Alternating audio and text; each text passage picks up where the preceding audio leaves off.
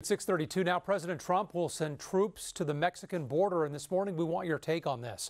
Do you think that we need soldiers to protect our border with Mexico?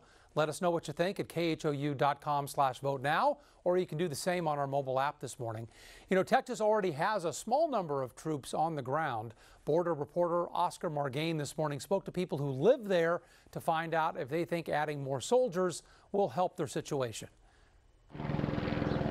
The sight of helicopters, patrol boats, and police vehicles is all too common in this border community of Mission, Texas. Longtime resident Federico Franco says it already resembles a militarized zone. It would look bad, he says, referring to the imminent arrival of more National Guard troops.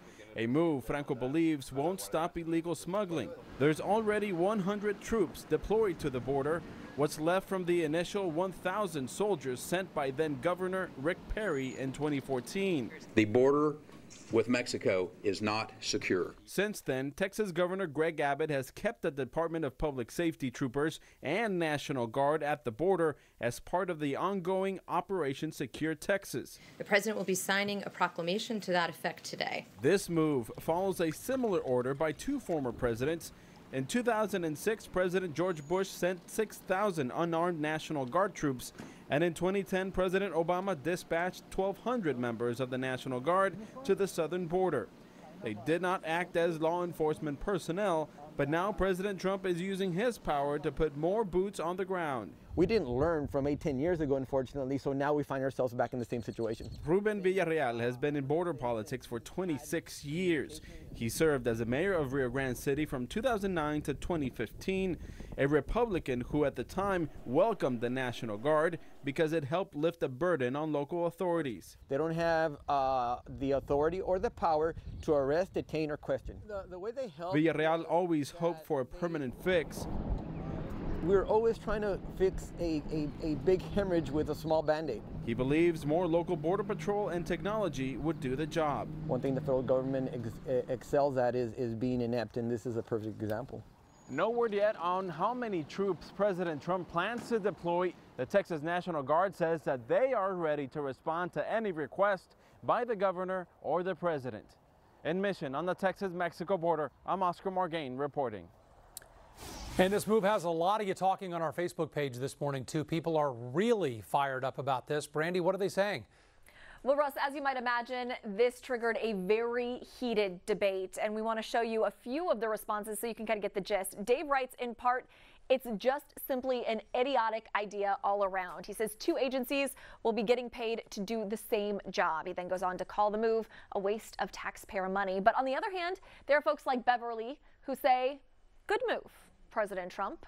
Mary points out that President Obama did the same thing, asking all the naysayers, how do you like the move now? So don't forget to let us know what you think about the idea online or on our KHOU 11 news app.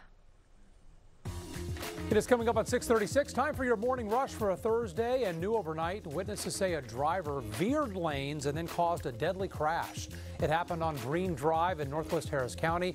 The man was thrown from the vehicle after it hit a concrete culvert and then flipped. The other person inside that vehicle was burned beyond recognition. 7 months after Harvey, the city has passed some stricter rules for new homes. So starting in September, homes in a 500-year floodplain will have to be built 2 feet above flood level. That plan narrowly passed, with some city councilors asking to wait for some new flood maps. Facebook CEO Mark Zuckerberg will testify before Congress next week. Yesterday, he acknowledged as many as 87 million people likely had their personal data accessed by that political consulting firm that worked with Donald Trump, a number that's larger than originally thought. It was originally 50 million. Facebook says it's taking steps, though, to limit third-party access to your personal information. Wall Street investors are betting on the U.S. and China avoiding a trade war. After what started as a really dramatic day, the Dow rebounded by the end. It closed up 230 points yesterday. Those wild price swings started when China threatened to levy tariffs on more than 100 American products. And car collectors are headed to NRG Center starting today. Mecum Auctions is in town through Saturday. About 1,000 muscle cars, Corvettes, classics, and hot rods will roll across the auction block over the next 3 days. And that, Brandy, is your Morning Rush. All right, Russ. Now to a high-tech tool being used to keep our streets safe. Local law enforcement is using a simulator to train officers for high-speed pursuits. Michelle Choi is live on the roads this morning to show us how it works. Michelle? Yeah, hey, Brandy. You know, this simulator is really cool. It looks like a high-tech device in a video game in a way, but every detail is designed to make officers feel like they're in the real world. So just like this car, it's got a seat belt, it's got blinkers, it's even got air conditioner. Yep. But details aside, what it really comes down to is it helps officers who work in smaller agencies, like our deputies in Galveston, be able to practice, because these guys, they don't have tracks and training facilities like officers do here in Houston. So the next time they are behind the wheel, they're ready. So if you want to know how the simulator actually works, well, check this out. Basically, this high-tech device, what it does is it helps create scenarios and situations that officers would often encounter. Things like texting and driving, loss of brakes, and the most scary one of all, of course, high-speed pursuits. And as we know, high-speed chases can often escalate and even become deadly, putting innocent lives at risk. Now, guys, we're told a lot of these officers from smaller agencies don't get to practice until they're actually in that situation, like those high-speed chases, which can be very, very scary. So when they do get to have a chance to practice on these simulators, they're getting that chance to be able to stay safe and keep our roads safe as well. Live in South Houston, Michelle Choi, KHOU 11 News. 6:39, good morning to you all.